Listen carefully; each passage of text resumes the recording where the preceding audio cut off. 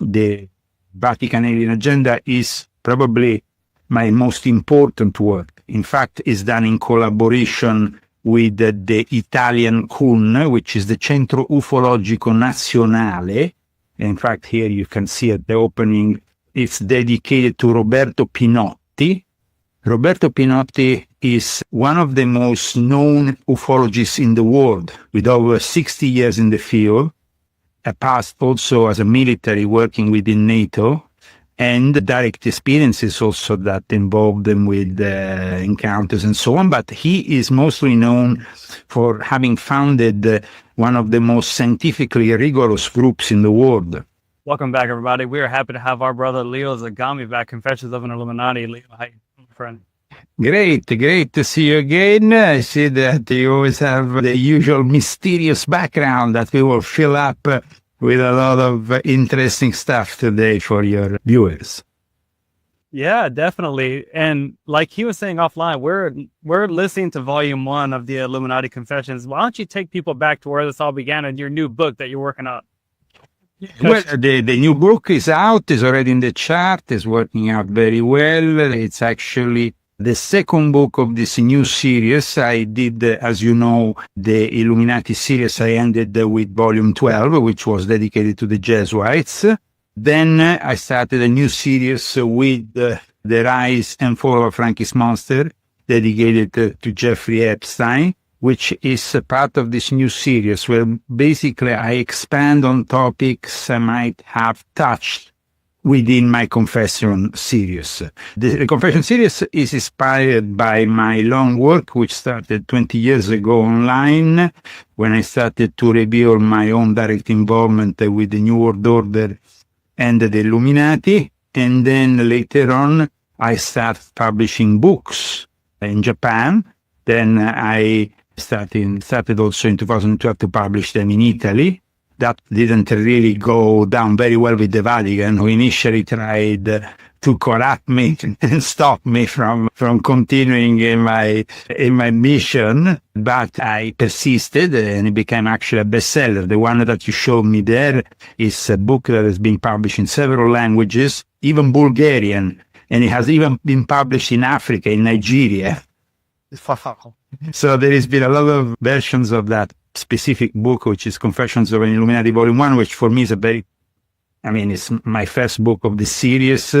And it wasn't really the first book in the English language, because when we agreed for a 5-book deal with my previous publisher, Brad Olson, CCCC Publishing, he wanted to start with Pope Francis, the Last Pope, which was then my first essay in the English language. And so, of course, as you know, my background is within secret societies, but also connected to the Vatican. And for that reason, I decided to then expand with an almost 500 pages book. 500 is actually 443, I think, in the paperback version, which expands on the secrets of the Vatican's secret alien agenda, basically.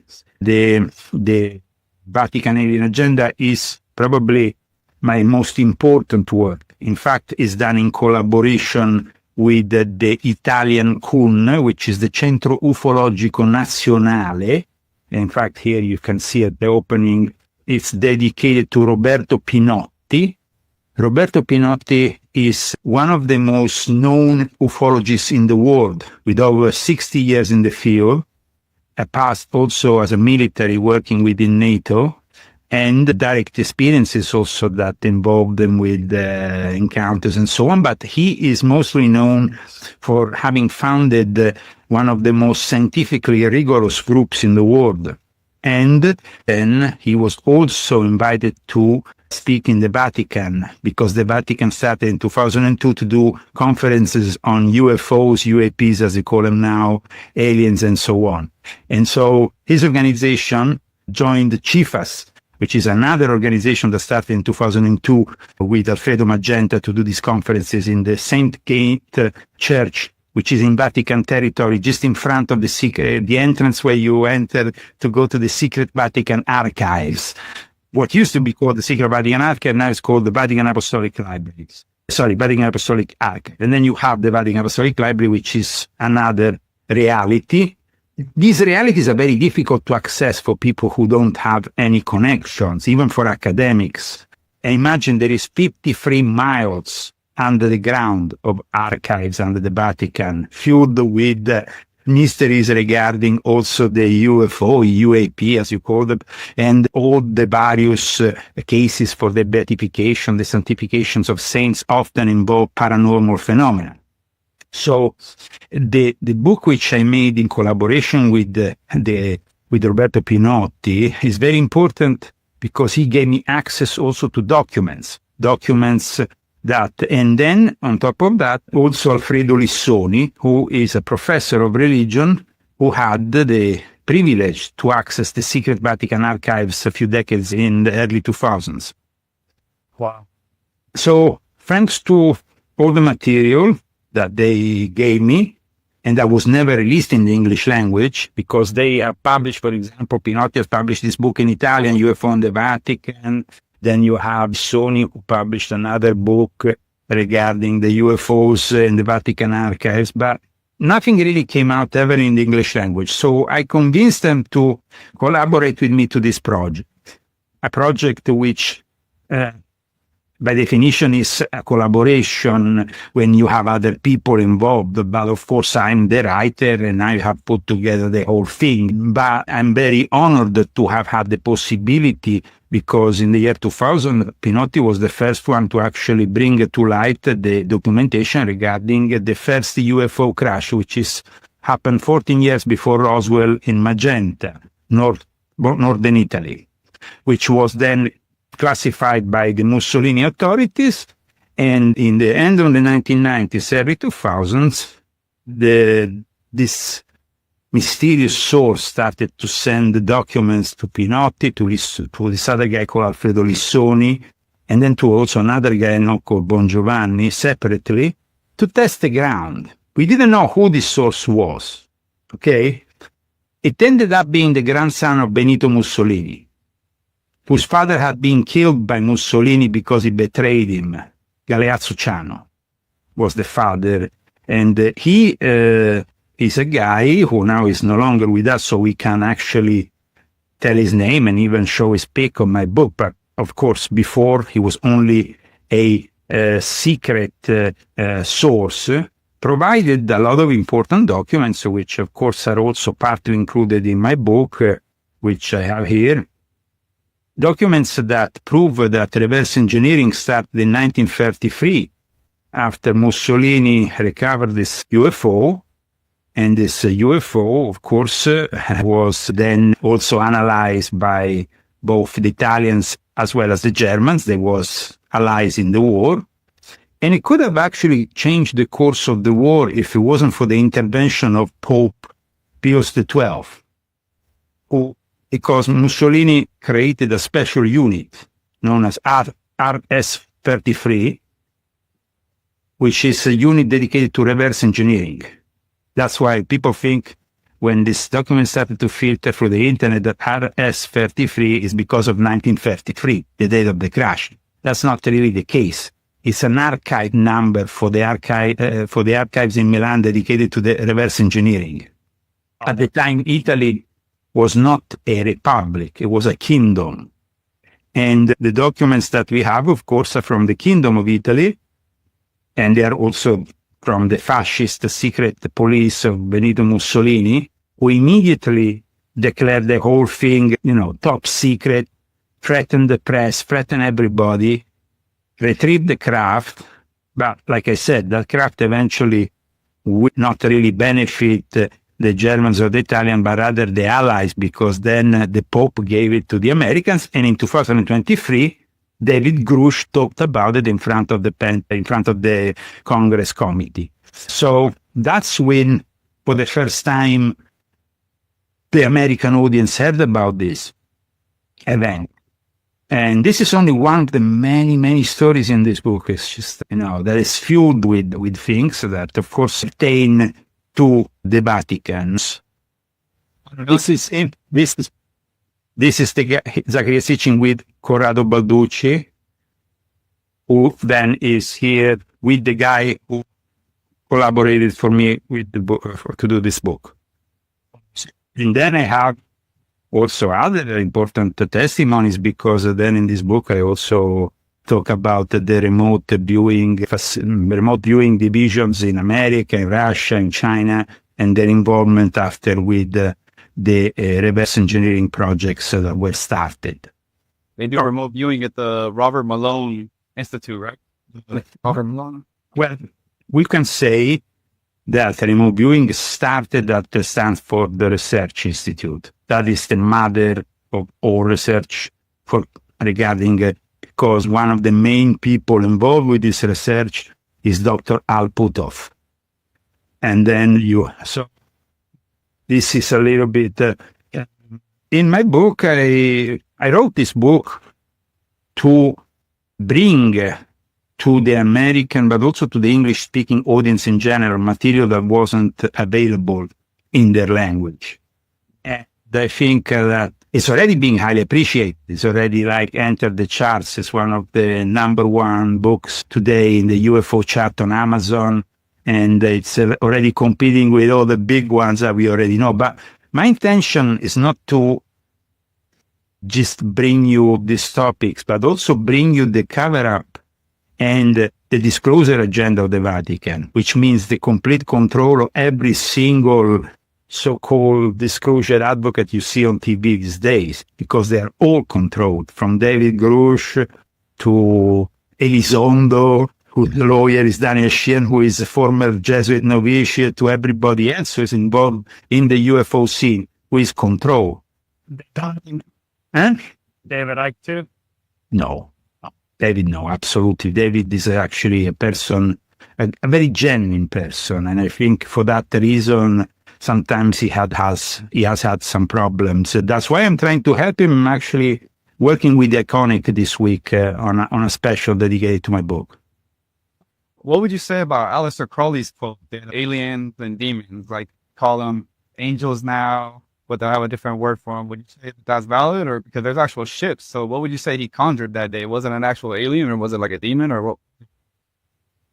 Well, we know, for example, that then, I have already touched on that subject in Invisible Master, my book that you might know about, which was the first attempt to introduce this topic in a different way to the American audience.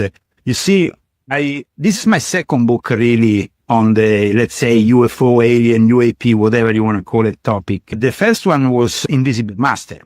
Invisible Master was published in Italy, was published in Japan. And in Japan, actually, with the collaboration of Alia Manucci, who is a very famous actor, by the way, is the guy you see in that film, The Wolverine, the Immortal. He's the Japanese that after the Hiroshima bombing is in that bed. That is the actor is the guy who actually co-wrote the Japanese version of Invisible Master Whip. So it actually was very successful also in Japan. Invisible Master touched very much on the occult aspect, Aleister Crowley, the whole link with the theosophy to ufology, the Rosicrucians.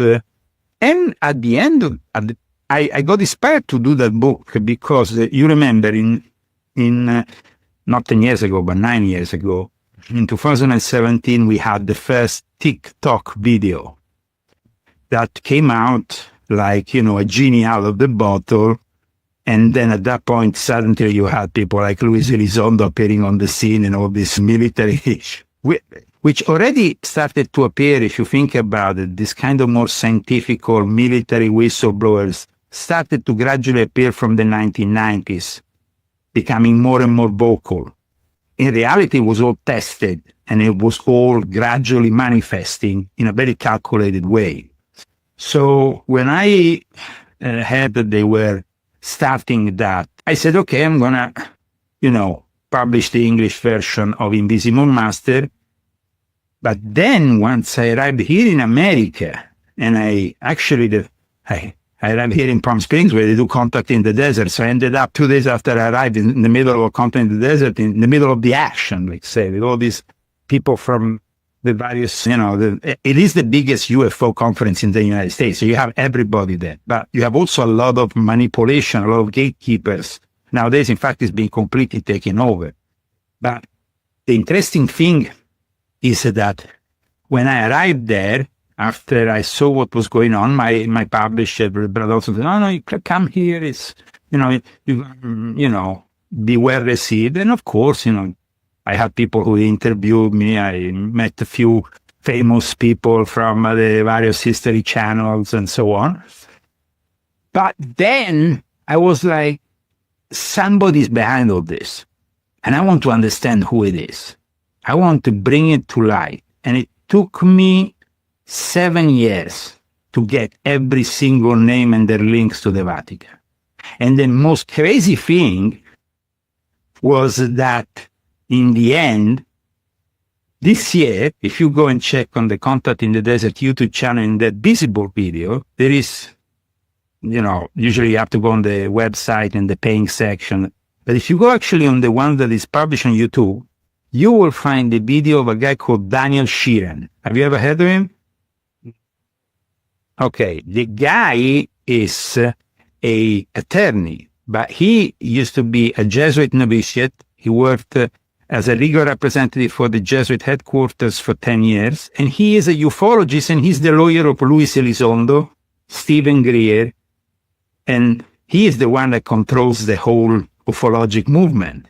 And the crazy thing is that this year he admitted it in front of the cameras there, in front of Contact. I didn't go because they invited me. I said, no, I want to go. The people I'm actually about to expose.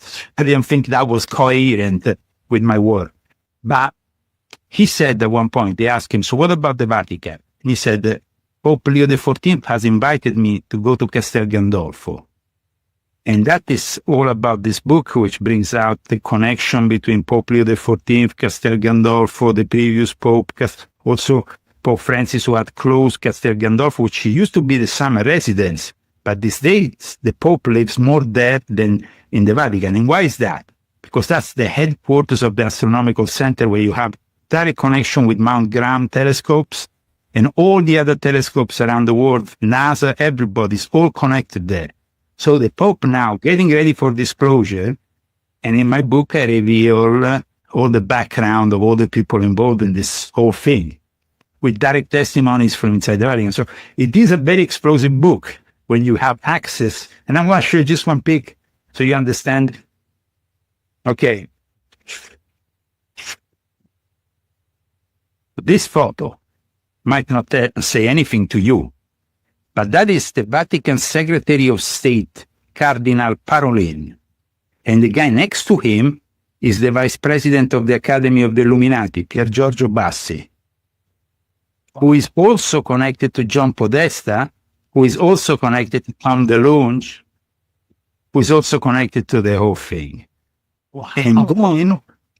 And then you have this guy, you see, with all the medals and everything, who got involved in the 1950s with George Adamski.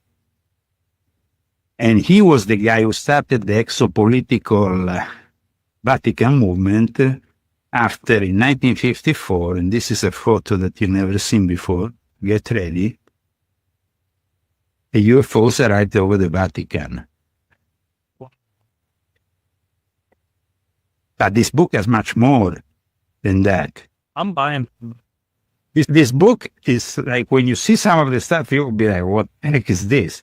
I had forensic experts, though, for some of the stuff, because it's pretty unbelievable what I'm about to show, so get ready, yeah?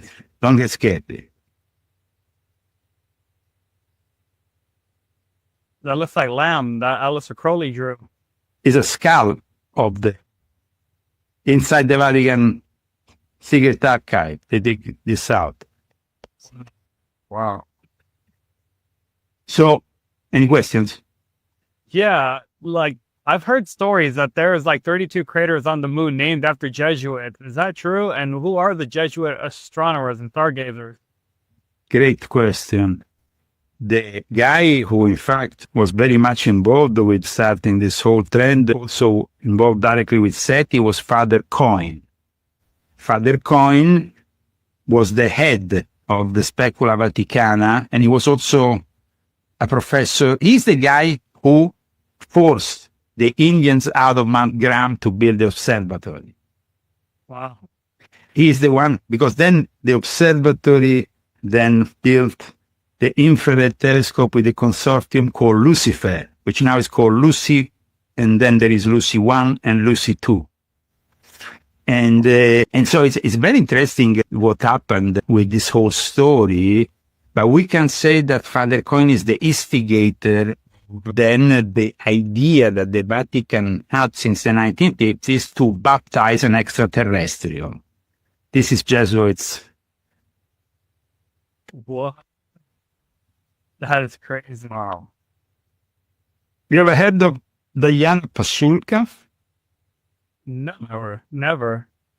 Pasulka is a professor of religious studies who is one of the few people, is a gatekeeper. She was enrolled by Jacques Vallée, and then she ended up inside the Vatican archives, and then she ended up meeting this guy who is a brother Consolmagno from the Jesuits, who used to be the head until last year. Now he's the head of the foundation. And then she managed to access the archives also with a guy called Tyler. She doesn't reveal the names initially, but then the name is revealed in my book. He is a scientist who worked for 25 times on the launch of the space shuttle.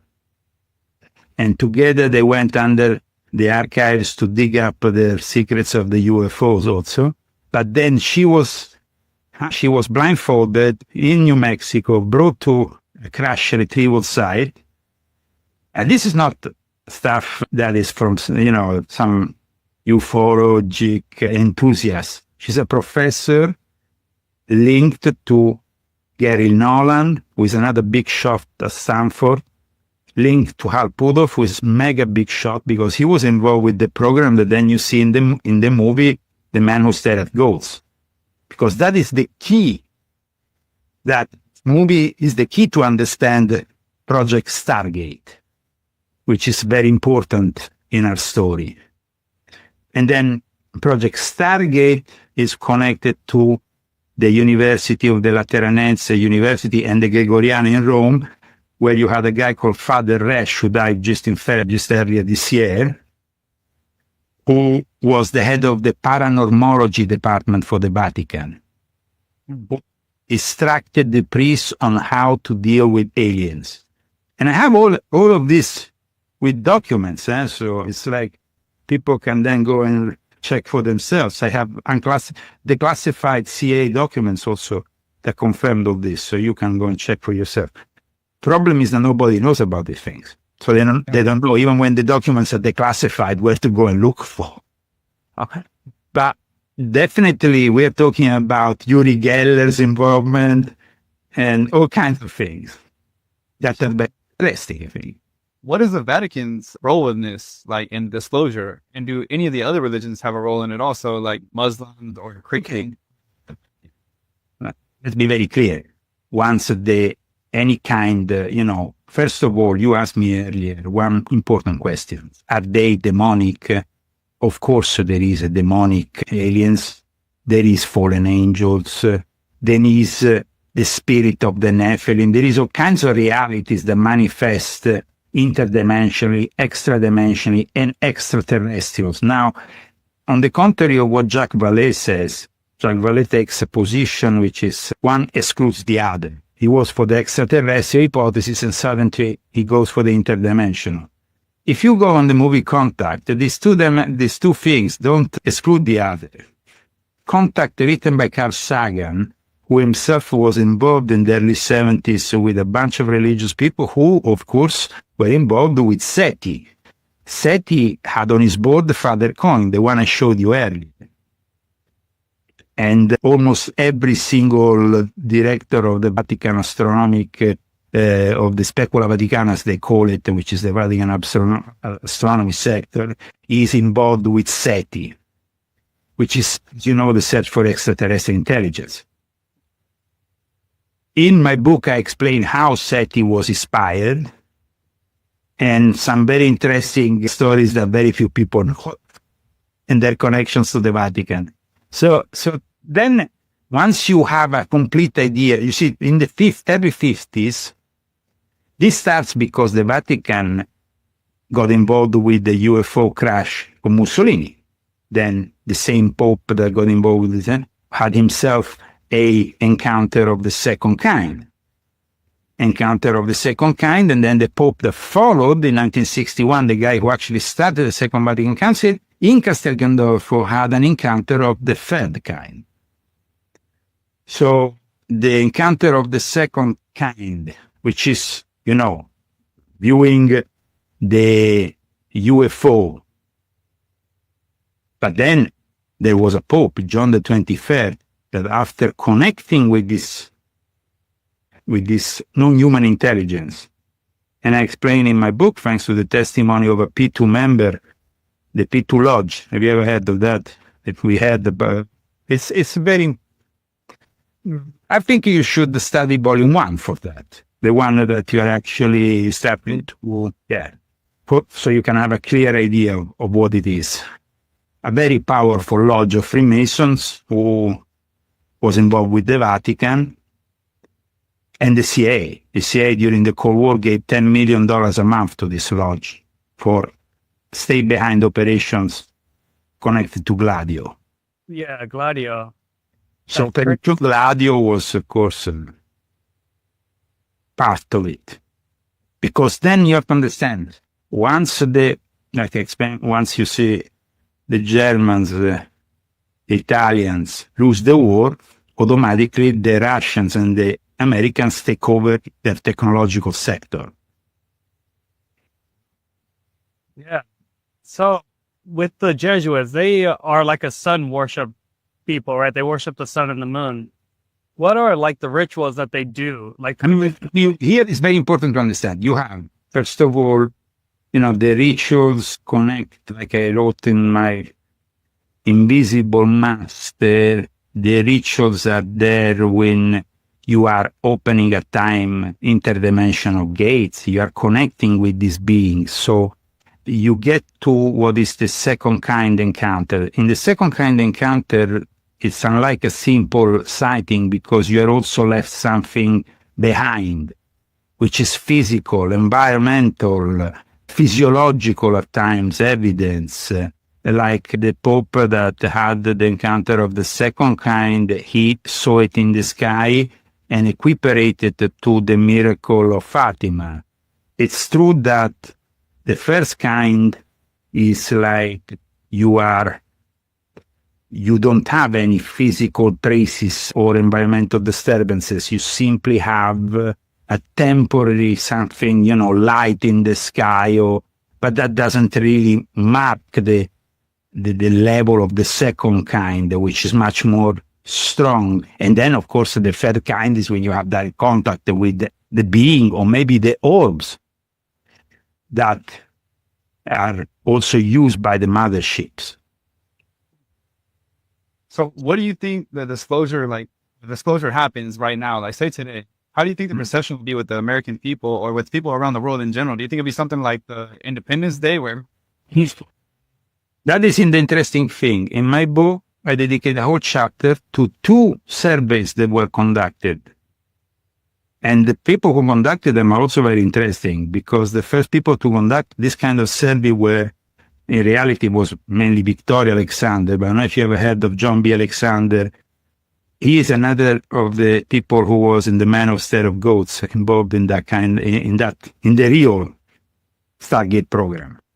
And he was also a guy I talked about in volume 8 of my Confessions, involved with Michael Aquino, the Temple of Sect.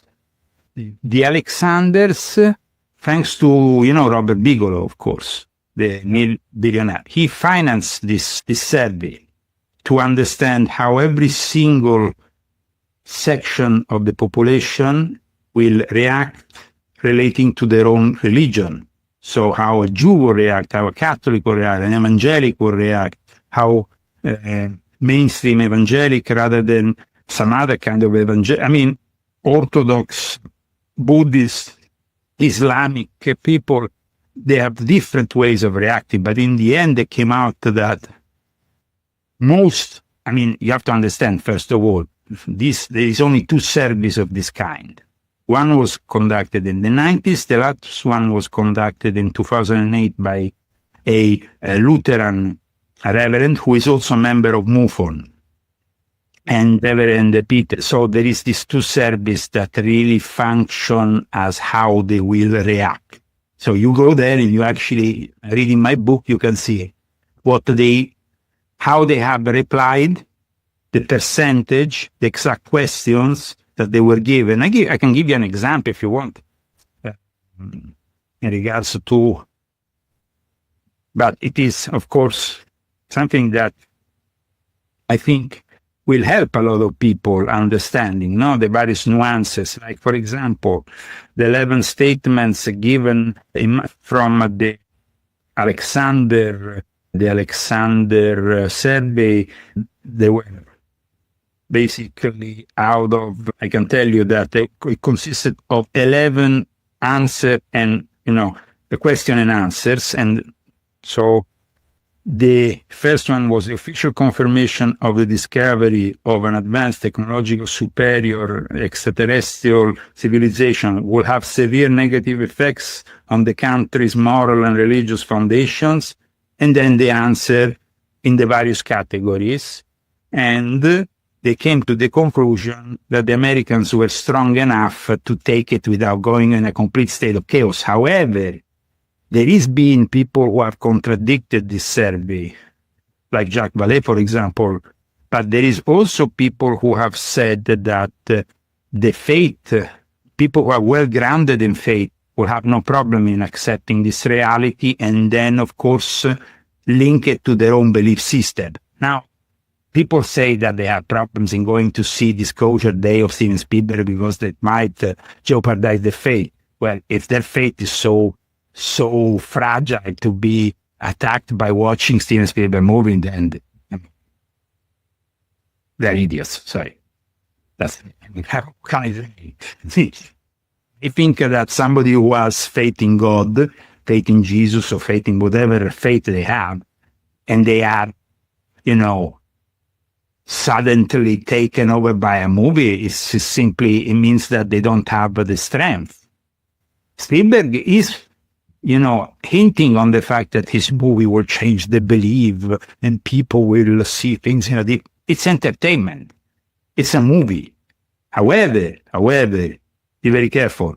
This movie behind this movie, there is the Vatican. I don't know if you saw this movie, and I want to spoil it for you, but one of the protagonists is a former nun. The screenplay is written by a Catholic who helped Steven Spielberg, and it's fueled with Catholic imagery, nuns, stuff. So I don't want to spoil it for you because, of course, let's go and see it after reading maybe my book, and you can have a full idea. I'm actually going to buy the book, and if we finish up later on. I tell you, for me, it was important. I wrote this book. I worked on this book for 6 months, and I had access, I'm not going to say how, to the script of Spielberg. So I was preparing, and in fact, the first chapter is basically debunking the psyop created by Steven Spielberg. So when the Disclosure Day does come, do you think it's going to be like millions of them or just few? If they disclose. Okay, first of all, the aliens is not they are arriving. They're always been here. There's nothing to disclose at the upper level. In fact, they're not going to give you full disclosure because all the technology that you're using is reverse engineered from those UFO crashes. So there is a special program called the Legacy Program, and the Legacy Program is the one that has been controlling all this. And they work with the Department of Energy, which is inheriting what the Manhattan Project put together. And that's why New Mexico has always been at the center of all this. And I'm not talking only Roswell. Huh? That's fascinating. So everything that's going on, like with all these data center buildup and all this stuff going on with... It's written all here. You have the data center, everything. But I'm not going to, be too much, otherwise you're not going to be shocked when you read it. But you have documents and stuff. And when you're going to read it, you're going to say, okay, now finally I get it. It's all part of the same plan. Huh. There's another book that I want to read that is on my list to buy, but I'll probably buy with the other book today. It's here, chapter 8 or 7 about the Muslims and the Shias, how they're protected by the Templars.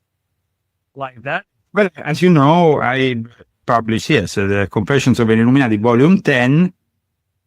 It's, I think, very important book. It actually received praises from the Islamic community. I was quite surprised by that.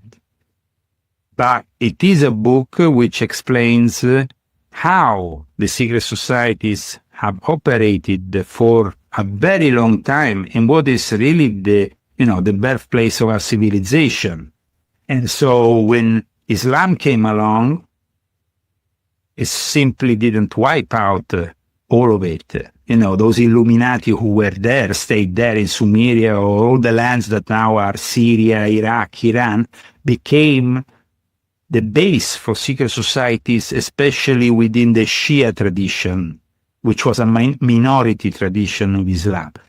When Sunni started to take over the show, they needed secret societies, but also they needed secret societies because the Shia tradition created Sufism, and Sufism was based often on material that would not have been accepted by mainstream Islam. Gnosticism, Manichaeism, Zoroastrianism. And so this is, of course, part of the fact. And then when that secret society of the Assassins was created from a branch of Shia Islam and the Fatimids in Cairo, and then branched out in those mountain tops where they hid, and they had the man of the mountain, the holy man of the mountain, Hashan Isabah, they became the killers for the Knights Templars who wanted to assassinate members of the Sunni clergy or the Sunni military. Now, if the Vatican, because the Templars were part of the Vatican, will openly kill these people, the Pope killing religious leaders or killing, it will have been a scandal. But that's why they needed some assassins. Now, because the Shia were against the Sunni, they had the same enemy with the Vatican. Templars then recruited the Assassins for their dirty work. But at the same time, the Shia, the Assassins, which by the way is a specific branch of Shia Islam, they also had the idea that using drugs for the initiation will open up to new possibilities of programming these assassins. And when the Vatican was seeing the development of these secret societies and these knighthoods, especially protecting the holy places, then that's when it clicked.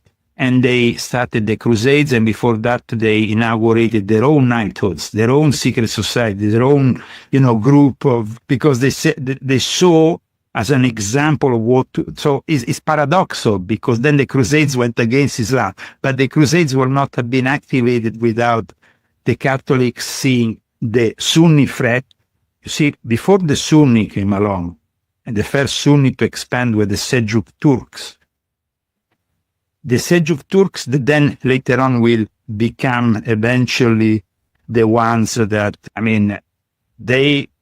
Sunni Islam will then take over Turkey. And Turkey will no longer be a Christian place. Constantinople became Istanbul. Everything suddenly changed.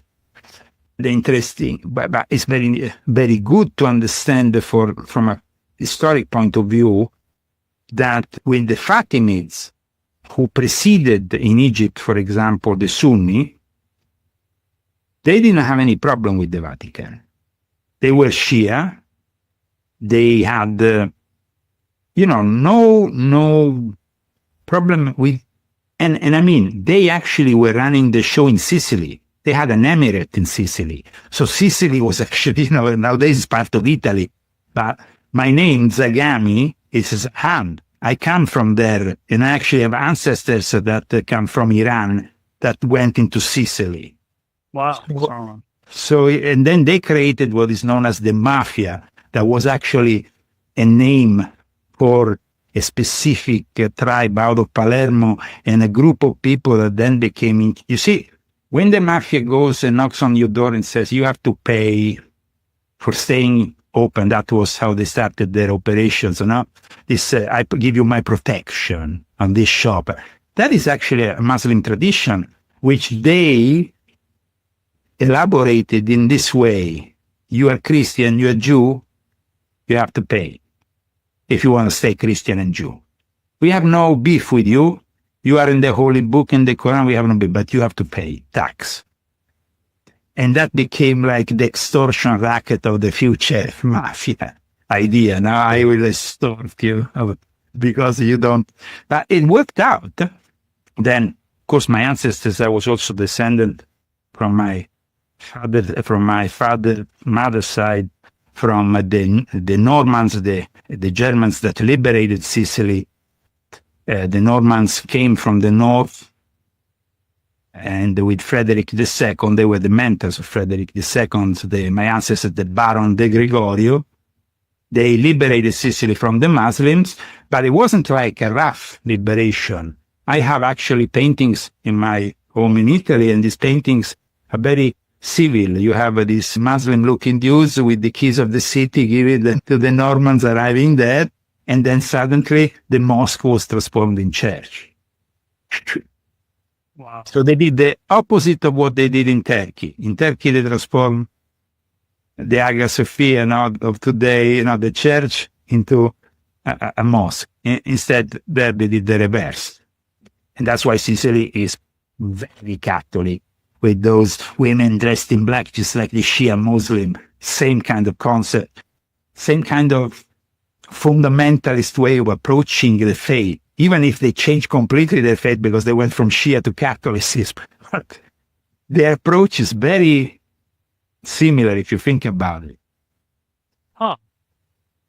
Kind of like a babushka, huh? How they wear the garb. Yeah, the south of Italy all in black. If you think about it, the Shia were all black in Iran. That is, So this connection, no? But I think that it's important to understand that today we have a society in Italy which is actually under threat by the Muslim invasion once again, but it's not the same kind of invasion.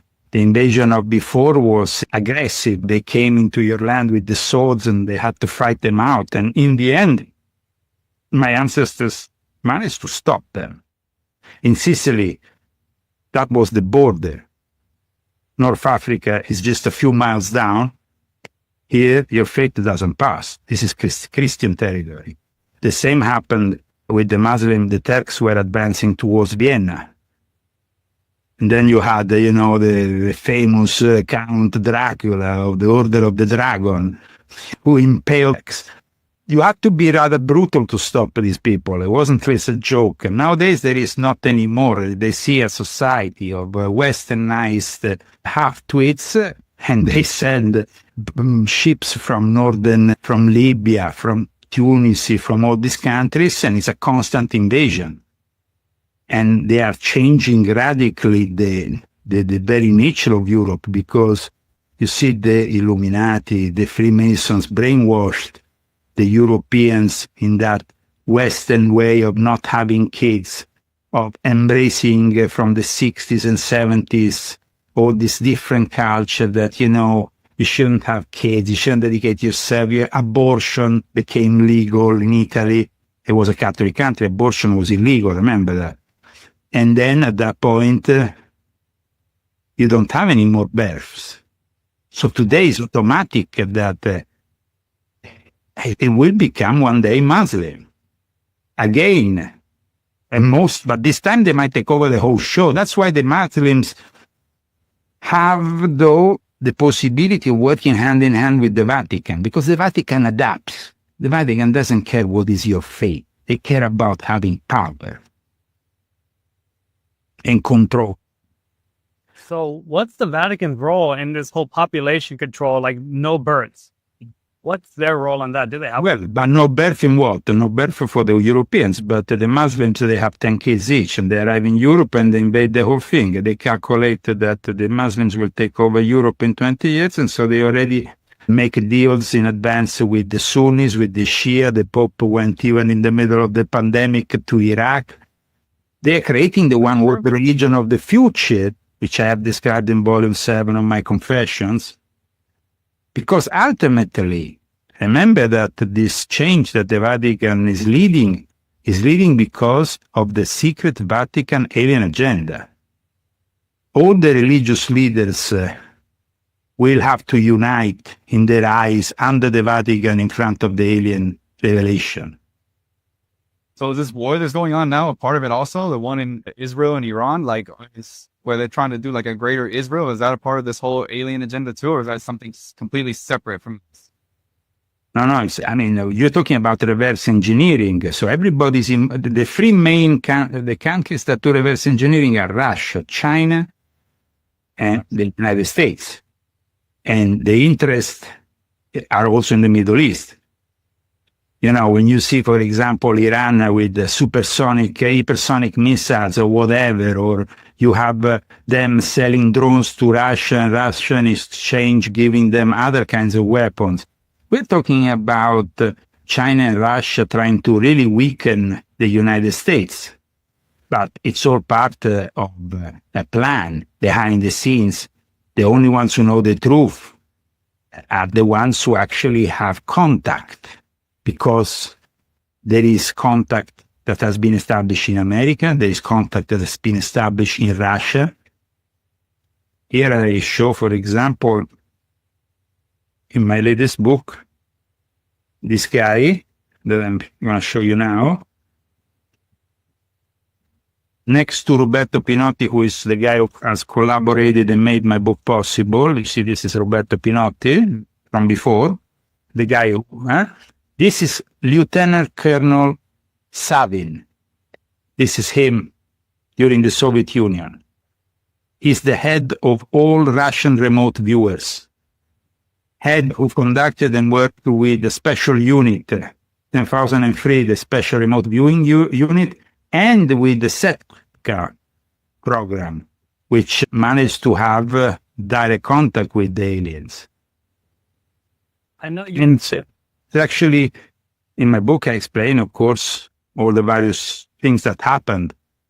And so it's very, very interesting, because there is then a connection directly with the Vatican, with Jesuits. There has been a project that is being just put on hold now because of Ukraine.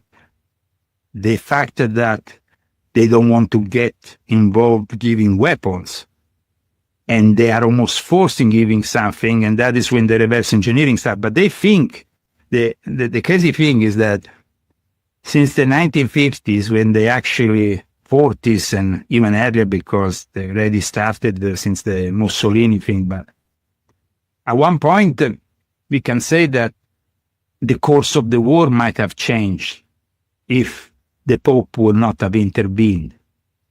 Because Guglielmo Marconi had built the death ray, and the death ray could have changed the course of the war. Thanks to the reverse engineering, he built a device that could stop all tanks, all planes, all things mechanic in motion, in one that will have changed the course of the war. Huh. So it's kind of like a jammer, but back then, Then it was fascinating, but remember that the guy who was inventing it was also the guy who invented radio, Guglielmo Marconi. He's the inventor of radio. So, that's a lot to absorb. So I gotta ask, what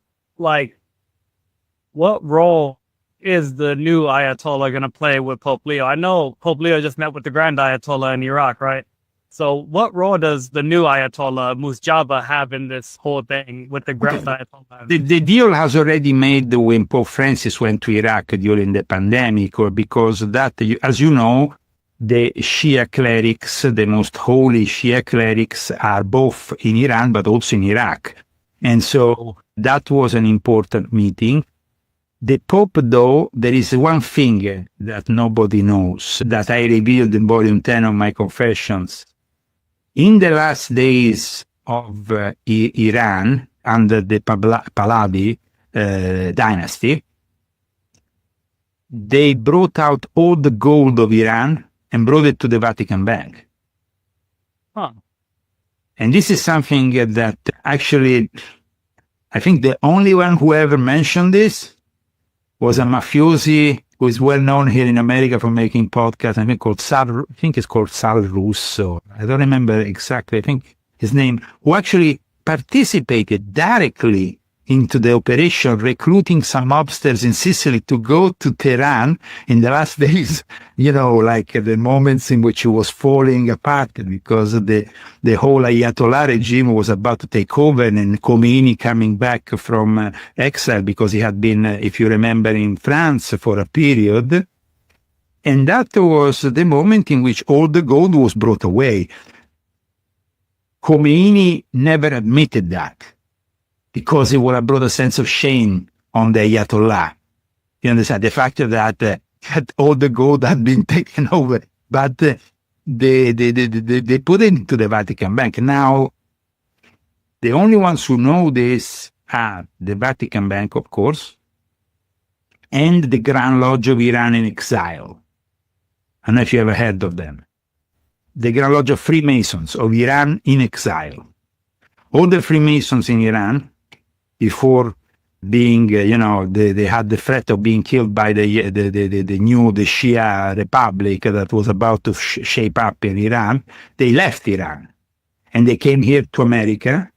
They then went to Washington and they asked if they could start their own Freemasonry here in America in exile. And so they did. And the headquarters is actually here in California, in Santa Monica. Really? That's fun. I know we have the second biggest population of Persians outside of Iran here in California. Yeah, in LA.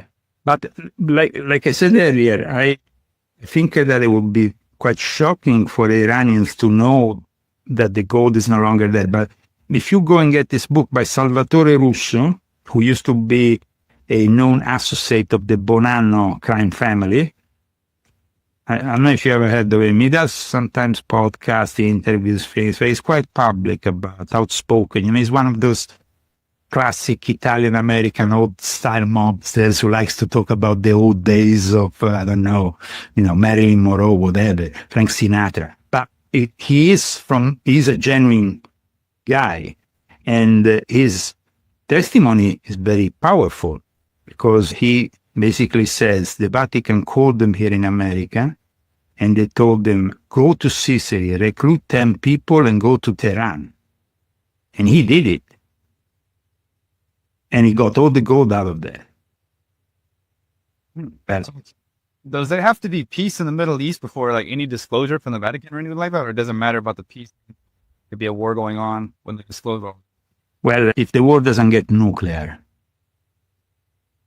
the moment you touch the nuclear, then there is an automatic intervention.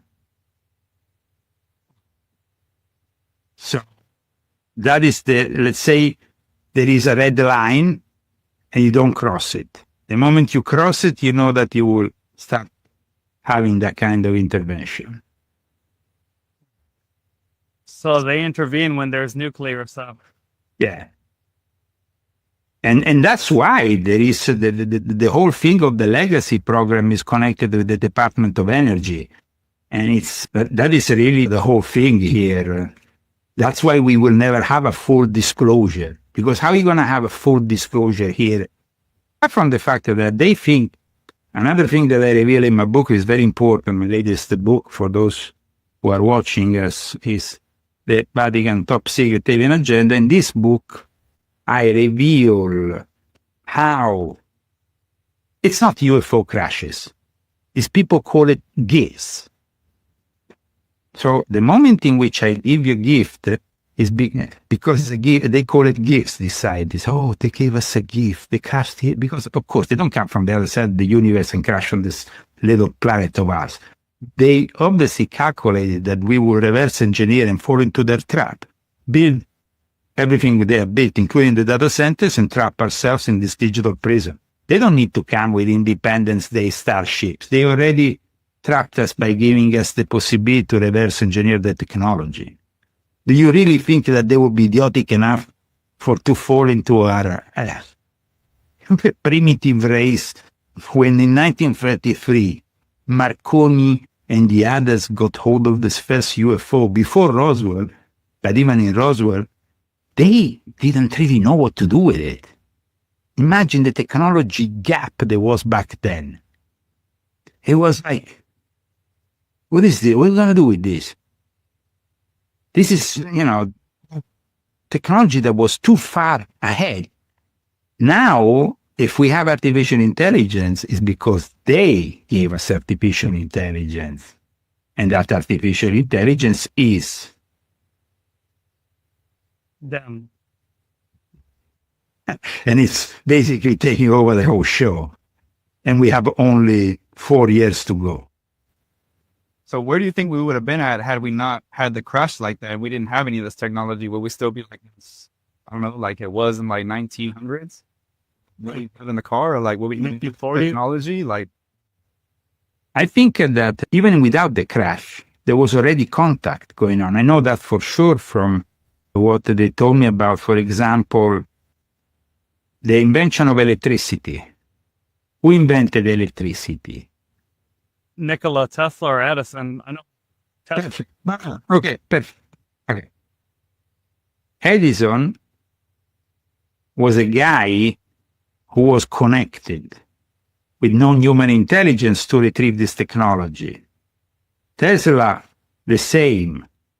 So they started to build things thanks to this non-human intelligence already. It's not like the UFO crashes have been an addition, probably an additional track. But they were already, like for example, the Edison, like when you are starting to deal with the technology, the first things that were invented were also the gramophone record, no? You see, people hear the music, they think it's, in the record. But the first use of those gramophone records, for what it was? Johann Brahms, right? Johannes Brahms Symphony. No, to communicate with the dead. Oh. In the book Invisible Master, I explained that, of course, the gifts, the so-called gifts, have accentuated this whole situation, made it worse, I guess, for us as humans to be entrapped. I think that that's obvious that we are a primitive species. Though we have some advantages if we become conscious of, here, this is the photo that I put, which is also very interesting. I don't think I have a pair of glasses, and that was me an indication. But just to let you know, okay, 1850, the Fox sisters, the birth of Spiritism. Okay, perfect. 100 years later, UFO crashes, and UFO appearing all over the place. There is a line, a connection that goes directly from there, from Allan Kardec, the birth of Spiritism, Theosophy, all the way to what follows. Modern Satanism, it's all connected.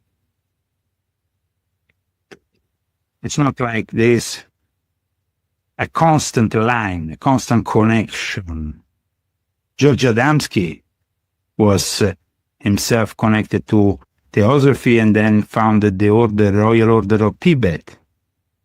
George Adamski is the guy who, as you know, claimed to have contact with these beings. He was very famous in the 50s because of his contactism. He founded the first international organization, and in that organization, he took on board Alberto Perego, and the Vatican then received him secretly. Inside the Vatican, he was received by the Pope, who had the encounter of the third kind. Wow.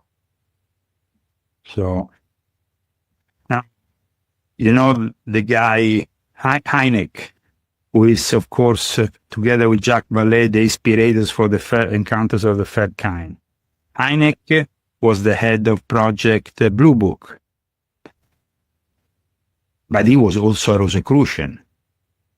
Huh. Jacques Vallée also refers to Rosicrucianism. Pope John the 23rd was initiated into Rosicrucianism when he had his first contact experience.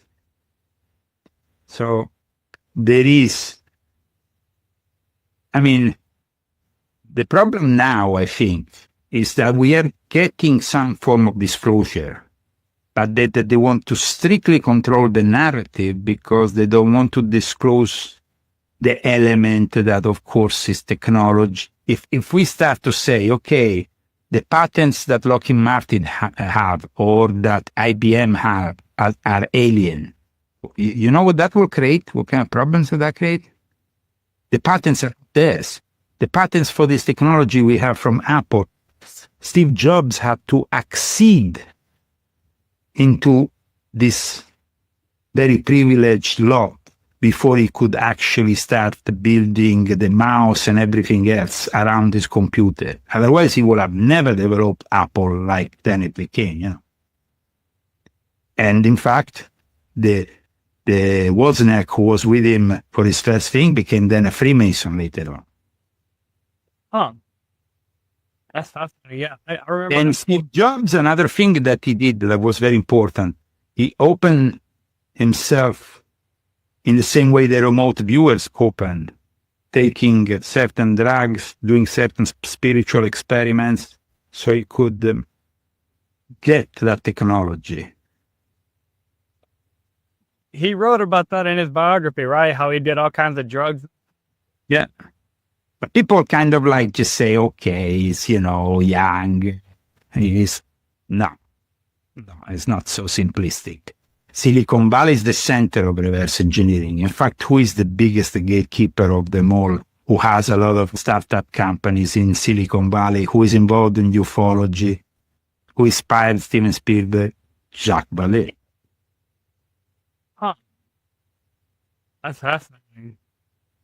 Well, my friend, you want to tell them where they can buy your new book? Tell them about the Leo Zagami show on YouTube. And Thank you so much for that. Me and my wife have started again together this show that I've been conducting the last few months. I left her work and collaborate with, because she collaborates with me in the editing of the book. So I let her take a break because I knew it would be a lot of work to then produce this book. You see, we really worked very much in this time frame of letting this book out in contemporary with the film of Steven Spielberg. It was intentionally done. But to do that and to get all this material together, you can imagine it took, it was extraordinary amount of work. So if you want to find this book, you can find it on Amazon. You just put Leo Zagami, the Vatican Top Secret Alien Agenda.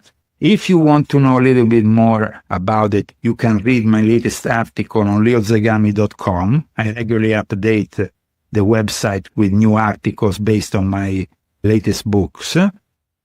I think that after you get this book, probably you will have other questions, and maybe we can meet up again in a few months as soon as you have read this book, because the relevance of this book and the research that I have put in it, we can only scratch the surface in the in the amount of time we have, of course. And I think that once you read it, you will probably want to ask me other questions.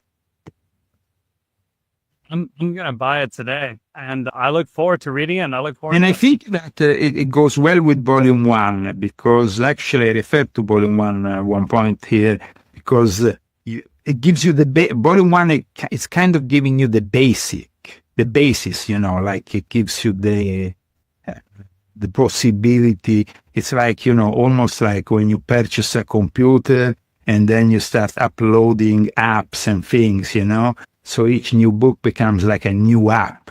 But you have to have the computer to build that structure upon. And Volume 1 wants to be that introduction into the way this new world order, the various secret societies, this kind of reality is actually hoped and functions. And then, of course, once you know how it works, but I would suggest that along with that, you read this, because then you will have finally a look into the real manipulators of our reality.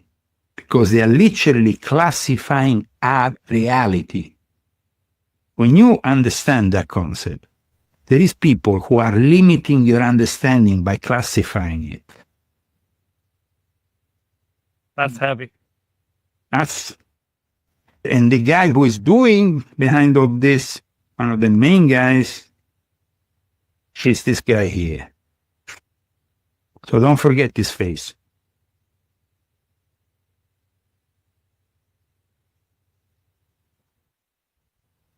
Okay? Because you're going to see him more and more in the next few months as the disclosure proceeds. But remember what I told you. So I got to ask you before I let you go, are you working on another book to follow up to this book? I'm going to buy this book. Well, there's always another book. There's a follow-up. However, this book has taken a long time to, usually I take, of course, a few years to manifest and then have the idea, and then you have maybe 3-4 months to put it together. This one, I spent 6 months on it, which is an exceeding amount of time for me to spend on actually putting it together. After many years of research, I was lucky enough to have met Roberto Pinotti, who is himself a Freemason, but who is also somebody who has never liked the New World Order, just like me, who wanted to fight it from within, and he actually was active with me politically in Italy, because in Italy, for the first time in December 2012, we managed to get a member of parliament, 2 members of parliament, to do a special, they were proposing a law that will have functioned in the UFO research. Unfortunately, after things didn't work out, because you have to understand that when it comes down to this level of secrecy, which in NATO classification is cosmic, top secret cosmic clearance, which is like the highest level of clearance of them all. In the Vatican is known as Secretum Omega. There is very little interest for America to help Europe gather any information. Europe is seen as the people they have actually won over, because Italy and Germany are the defeating countries, and those are the leading countries of today's Europe. But they are defeated countries. When the European Union, every time they try to advance something into the research of UAP, they are immediately blocked by the Americans. No, this is classified, nothing to do with you. Your level, even in NATO, is under us. Just suck it up. And so they don't have access, because the moment they will have access, that will give them access to the reverse engineering, which then is the backbone of the military industrial complex. So there is definitely a lot to say about the fact that China, Russia, and America are the main players. And that's why in this book, I specifically dedicated a chapter to Russia, one to China. And this whole competition that we've been talking about between these various countries is what is really limiting the ultimate disclosure. It's all about interest, It's not about encountering a new reality and presenting it to the world. They don't care about that. They simply care about controlling humanity. And so it's important what you said earlier, how they will react. How will humanity react by knowing more? But at the moment, there is only two possibilities they will know more. One is by a direct extraterrestrial intervention in a human affairs that is visible, like sudden Independence Day kind of scenario, or something that is visible, like an alien coming in front of the White House lawn, that kind of thing. But the other possibility is instead the Steven Spielberg way, that suddenly these things will be revealed to us on TV and on the, with the big disclosure. But that is, of course, something that will be manipulated by the governments of Earth with their own agenda. Steven Spielberg has his own agenda because he's connected to the military industrial complex, regardless of what he says. So I hope that today's show has opened the mind of a lot of people that this disclosure that we are being said now is a soft disclosure. It might get, of course, more dramatic, but you will never have the full serving because it will disclose things that have to do with national security. My friend, we appreciate you coming on. We appreciate the time you gave us. We look forward to having you back in the book and talking about this book and talking about everything we just covered, but in more detail. Absolutely, because at that point you will be able to give me also some appropriate, you always give me some great questions, and I must say that you're a great host.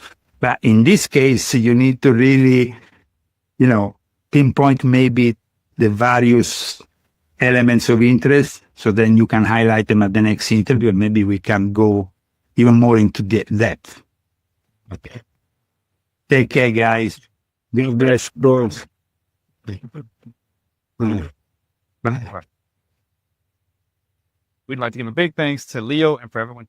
We're our passion and knowledge with you all in these worlds. If you guys enjoyed this podcast with Leo Zagami, you can check us out on Spotify, Substack, YouTube, Apple Podcasts, anywhere you find podcasts. You can find us on any social media. Piggo's Trading Desk on X is Piggo's_T_desk. And you can check us out on Amazon. We have free books. We have The Divided States of America, Sovereignty of Nations, and Piggo Multi. So check us out. Look at our articles. Leave a review on our articles if you guys like. No one ever leaves any comments, and we look for feedback or whatever. You leave a comment on channel right here on YouTube or on Spotify. I'm actually buying the book right now. So check out Leo Zagami's work on Amazon. Go on leozagami.com. Check him out on YouTube, Leo Zagami Show. He did a good episode yesterday with his wife. I watched that one, and I watch pretty much every episode he puts out. But the one yesterday actually goes into the book. And then we hope you enjoyed the episode today. We learned a lot. It was incredible. Thank you, Leo, and thank you, everybody. If you made it this far, we appreciate it. Thank you.